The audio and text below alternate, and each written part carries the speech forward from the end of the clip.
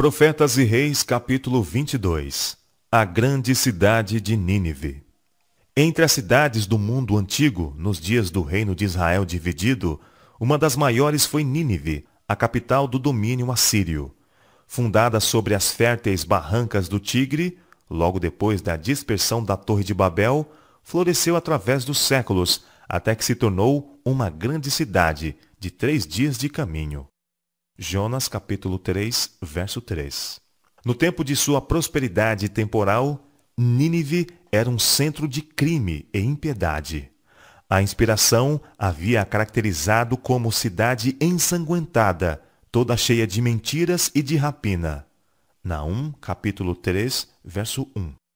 Em linguagem figurada, o profeta Naum comparou Nínive a um leão cruel, rapinante, sobre quem, interroga o profeta, não passou continuamente a tua malícia? Naum capítulo 3, verso 19. Embora ímpia como havia se tornado, Nínive não estava inteiramente entregue ao mal. Aquele que está vendo a todos os filhos dos homens e descobre todas as coisas preciosas, viu na cidade muitos que estavam procurando alguma coisa melhor e mais alta, os quais, se lhes fosse dada a oportunidade para conhecer ao Deus vivo, afastariam de si as más obras e o adorariam. E assim, em sua sabedoria, Deus se revelou a eles de maneira inconfundível, a fim de levá-los, se possível, ao arrependimento. O instrumento escolhido para esta obra foi o profeta Jonas, filho de Amitai. A ele veio a palavra do Senhor. Levanta-te, vai à grande cidade de Nínive e clama contra ela, porque a sua malícia subiu até mim. Jonas capítulo 1, verso 1 e 2. Como o profeta se pusesse a pensar nas dificuldades e aparentes impossibilidades desta comissão, foi tentado a pôr em dúvida a sabedoria do chamado. Do ponto de vista humano, parecia que nada se poderia ganhar em proclamar tal mensagem nesta cidade tão orgulhosa. Ele esqueceu por um momento que o Deus a quem servia era tão sábio e tão poderoso. Enquanto hesitava, duvidando ainda, Satanás sobrecarregou com o desencorajamento. O profeta foi tomado de grande temor e se levantou para fugir de diante da face do Senhor para Tarsis. Indo a Jope e achando ali um navio pronto para zarpar, pagou a sua passagem e desceu para dentro dele para ir com eles. Jonas capítulo 1, verso 3. No encargo que fora dado, havia sido confiada a Jonas uma pesada responsabilidade. Contudo, aquele que o havia mandado ir estava apto a sustentar seu servo e garantir-lhe o sucesso. Tivesse o profeta obedecido sem questionar, e ter-lhe-iam sido poupadas muitas experiências amargas, e teria sido abundantemente abençoado. Não obstante, na hora do desespero de Jonas, o Senhor não se afastara dele. Através de uma série de provas e estranhas providências, a confiança do profeta em Deus e em seu infinito poder para salvar devia ser revivida. Se, quando o chamado lhe veio pela primeira vez, Jonas se tivesse demorado em calma consideração, teria verificado quão tolo seria qualquer esforço de sua parte para escapar à responsabilidade imposta sobre ele. Mas não por muito tempo foi-lhe permitido prosseguir tranquilamente em sua estulta fuga. O Senhor mandou ao mar um grande vento e fez-se no mar uma grande tempestade, e o navio estava para quebrar-se. Então temeram os marinheiros, e clamava cada um ao seu Deus, e lançavam no mar as fazendas que estavam no navio, para o aliviarem de seu peso. Jonas, porém, desceu aos lugares do porão, e se deitou, e dormiu um profundo sono. Jonas, capítulo 1, versos 4 e 5. Enquanto os marinheiros buscavam seus deuses pagãos, pedindo socorro, o mestre do navio, excessivamente angustiado, foi em busca de Jonas e disse: Que tens, dormente? Levanta-te e invoca o teu Deus. Talvez assim Deus se lembre de nós, para que não pereçamos. Jonas capítulo 1, verso 6. Mas as orações do homem que se tinha desviado do caminho do dever não trouxeram qualquer auxílio. Os marinheiros, impressionados com o pensamento de que, a estranha violência da tempestade refletia a ira dos seus deuses, propuseram como último recurso o lançamento de sortes. Para que saibamos, disseram, por que causa nos sobreveio este mal. E lançaram sortes, e a sorte caiu sobre Jonas. Então lhe disseram: declara-nos tu agora, por que razão nos sobreveio este mal? Que ocupação é a tua? E donde vens? Qual é a tua terra? E de que povo és tu? E ele lhes disse: eu sou hebreu, e temo ao Senhor, o Deus do céu, que fez o mar e a terra seca. Então estes homens se encheram de grande temor, e lhe disseram: por que fizeste tu isto? Pois sabiam os homens que fugia de diante do Senhor, porque ele lhe tinha declarado. E disseram-lhe: que te faremos nós, para que o mar se acalme? Porque o mar se elevava e engrossava cada vez mais.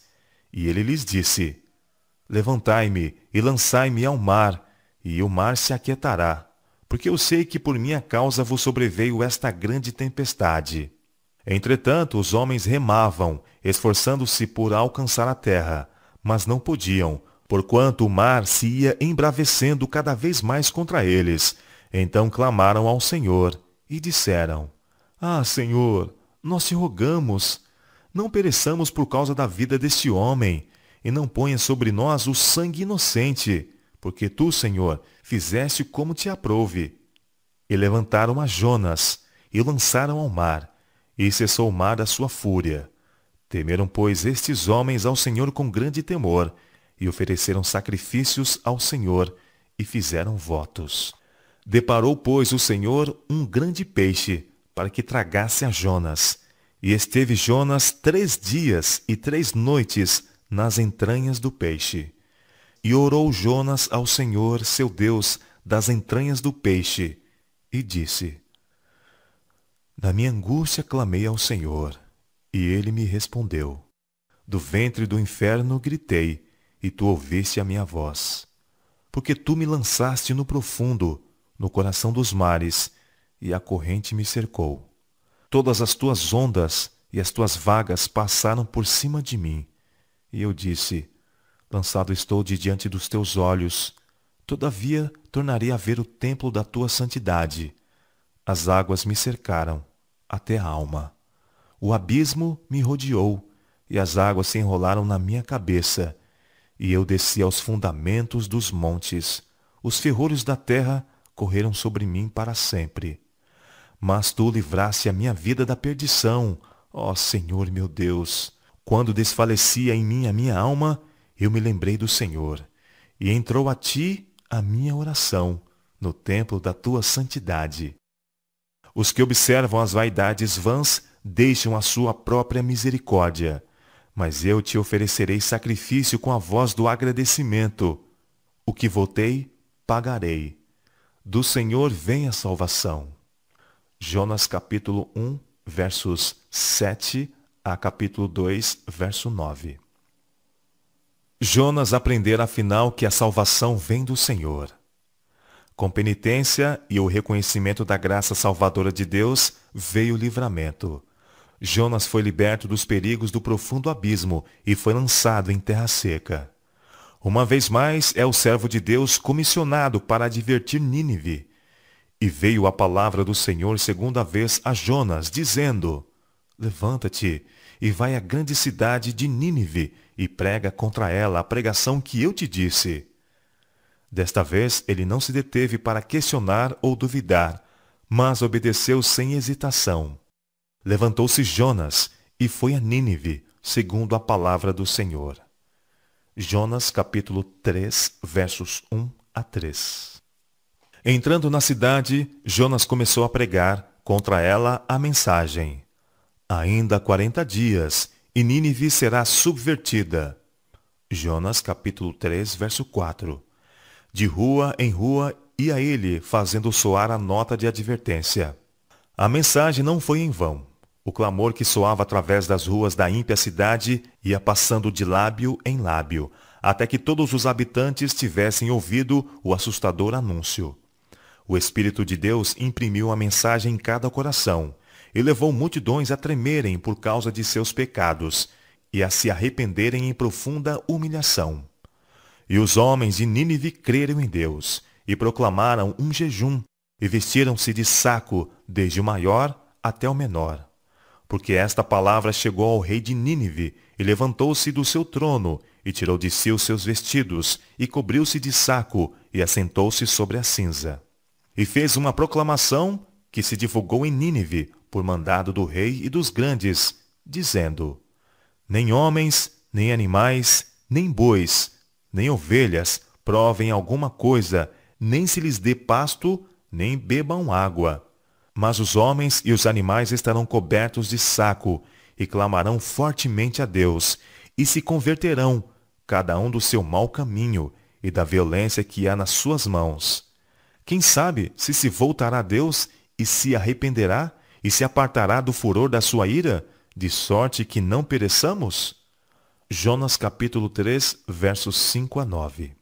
Sendo que reis e nobres, com todo o povo, grandes e pequenos, se arrependeram com a pregação de Jonas e uniram-se em clamar ao Deus do céu, sua misericórdia foi-lhes assegurada.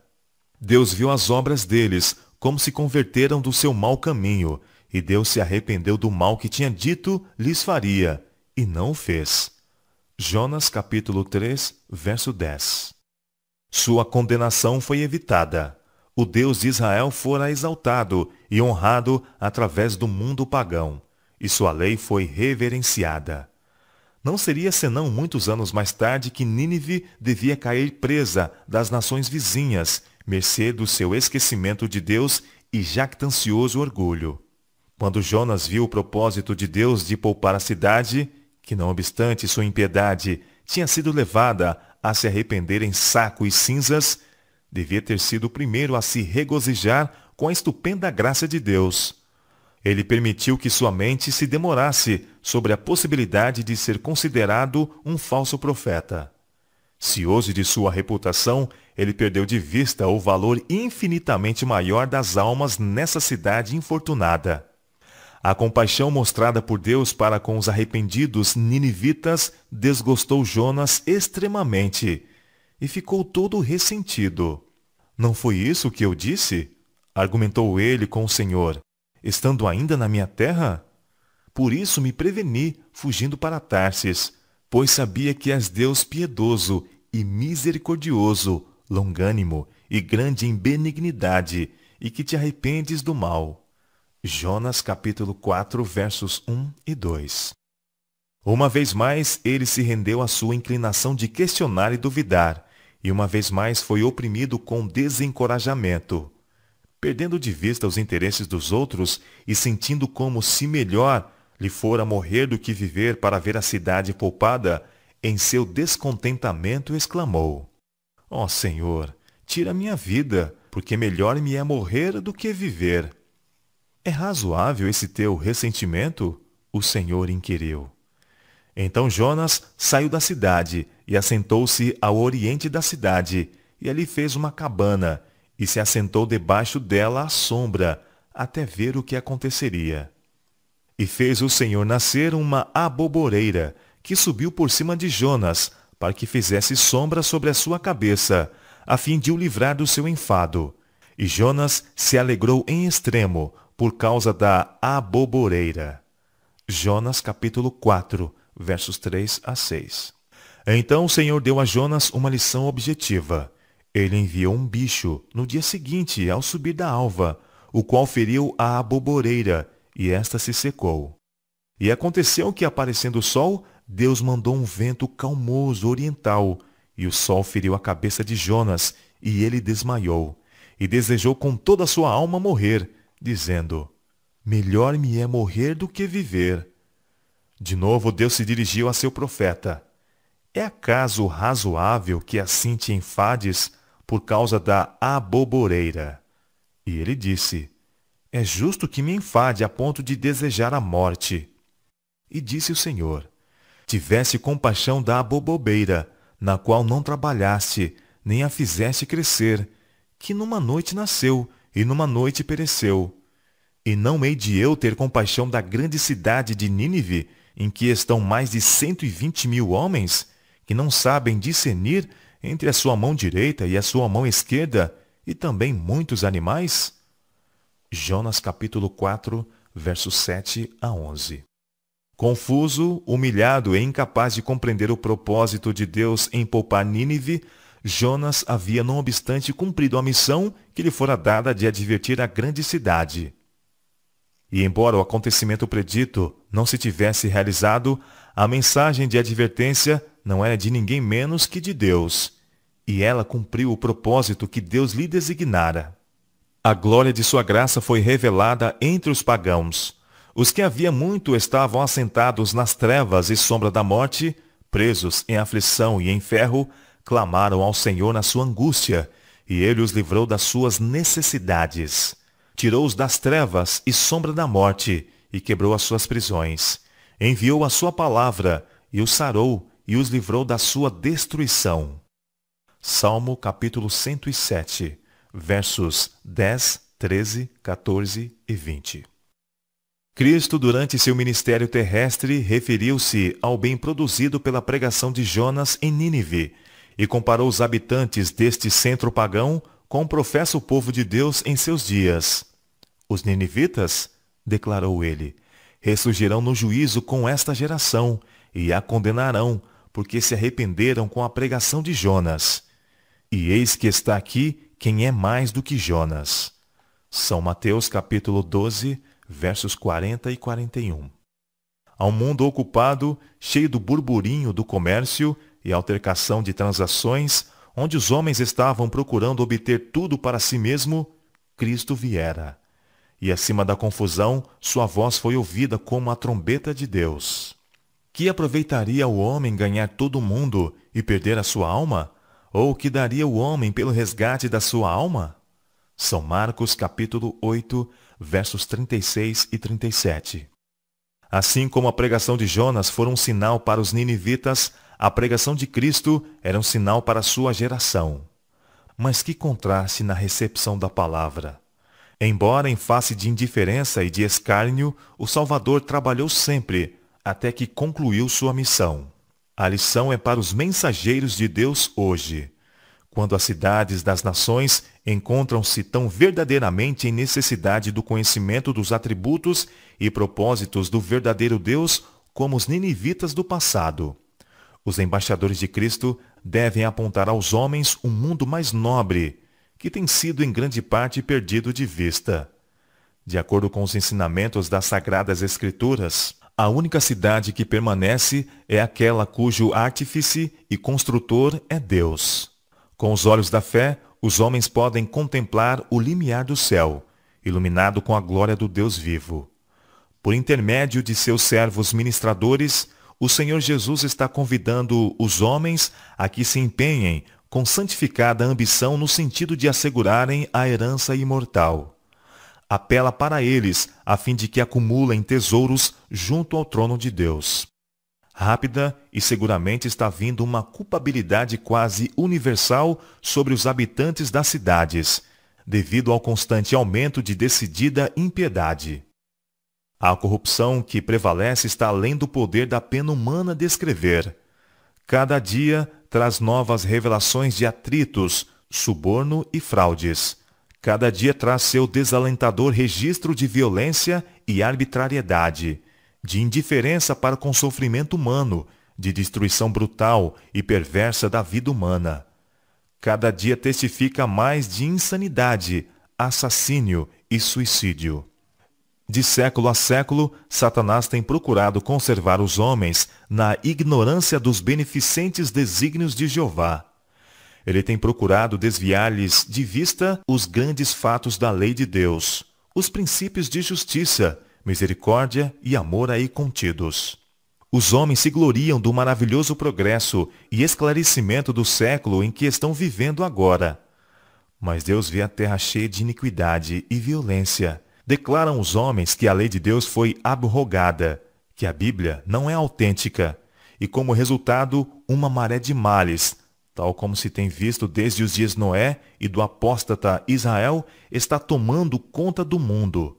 Nobreza de alma, gentileza, piedade são permutadas para satisfazer a cobiça por coisas proibidas. O negro registro de crimes cometidos pelo amor ao ganho é suficiente para fazer gelar o sangue e encher a alma de horror. Nosso Deus é um Deus de misericórdia. Com longanimidade e terna compaixão, Ele trata com o transgressor da sua lei. E contudo, nestes nossos dias, quando homens e mulheres têm tantas oportunidades para se familiarizarem com a divina lei, como revelada no seu santo escrito, o grande governador do universo não pode olhar com qualquer satisfação as ímpias cidades onde reina a violência e o crime. O fim da tolerância de Deus com os que persistem na desobediência está se aproximando rapidamente. Devem os homens ficar surpreendidos com uma súbita e inesperada mudança no trato do Supremo Governador com os habitantes do mundo caído? Devem eles ficar surpreendidos quando a punição segue a transgressão e a crescente criminalidade? Devem se surpreender de que Deus leve a destruição e a morte sobre aqueles cujo ganho ilícito tem sido obtido através do engano e fraude? Muito embora o fato de que crescente luz, com respeito aos reclamos de Deus, tenha estado a brilhar em seu caminho, muitos têm se recusado a reconhecer a soberania de Jeová e têm escolhido permanecer sob a bandeira negra do originador de toda a rebelião contra o governo do céu. A longanimidade de Deus tem sido muito grande, tão grande que quando consideramos o contínuo insulto a seus santos mandamentos, ficamos maravilhados. O Onipotente tem estado a exercer um poder restringidor sobre seus próprios atributos. Mas certamente ele se levantará para punir o ímpio, que tão ousadamente tem resistido aos justos reclamos do Decálogo.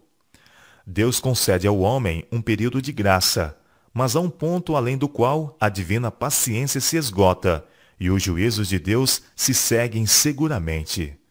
O Senhor trata pacientemente com os homens e com cidades, misericordiosamente dando advertências para salvá-los da ira divina. Mas virá o tempo quando não mais se ouvirão súplicas por misericórdia, e o elemento rebelde, que continua a rejeitar a luz da verdade, será arriscado em misericórdia para com eles mesmos e para com aqueles que, de outro modo, seriam influenciados por seu exemplo. É chegado o tempo em que haverá no mundo tristeza que nenhum bálsamo humano poderá curar. O Espírito de Deus está sendo retirado. Catástrofes, por mar e por terra, seguem-se umas às outras em rápida sucessão. Quão frequentemente ouvimos de terremotos e furacões, de destruição pelo fogo e inundações, com grande perda de vidas e propriedades? Aparentemente, essas calamidades são caprichosos desencadeamentos de forças da natureza, desorganizadas e desgovernadas, inteiramente fora do controle do homem.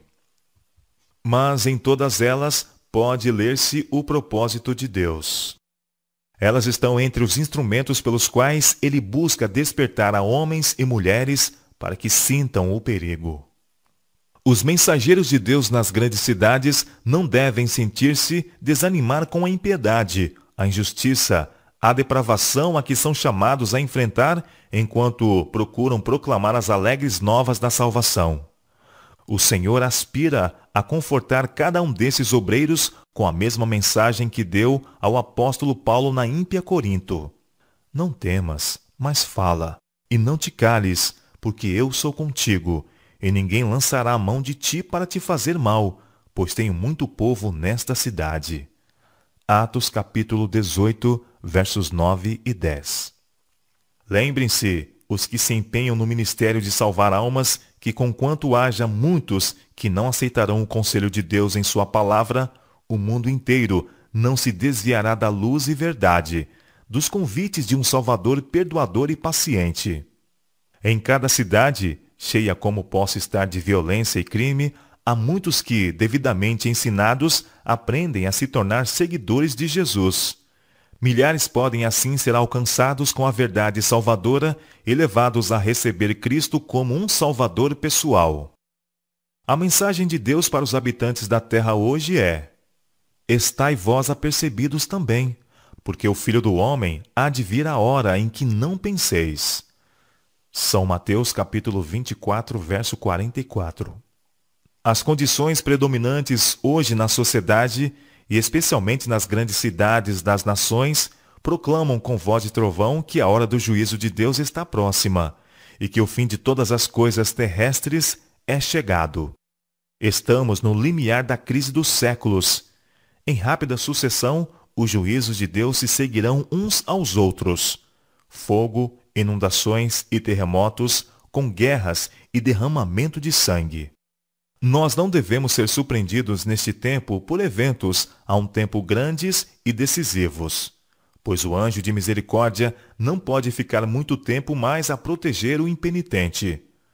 Porque eis que o Senhor sairá do seu lugar para castigar os moradores da terra por causa da sua iniquidade, e a terra descobrirá o seu sangue e não encobrirá mais aqueles que foram mortos. Isaías capítulo 26, verso 21. A tormenta da ira de Deus está se acumulando, e subsistirão unicamente os que responderem ao convite de misericórdia, como os habitantes de Nínive pela pregação de Jonas, e se santificarem pela obediência às leis do divino governante. Somente os justos serão escondidos com Cristo em Deus até que passe a desolação. Seja a linguagem da alma. Só em ti eu tenho abrigo. Aos teus pés jaz o meu ser. Não me deixes, sê comigo. Teu conforto eu quero ter. Guarda-me, ó bom Salvador, até o temporal passar. Guia-me em teu eterno amor, para o eterno e doce lar.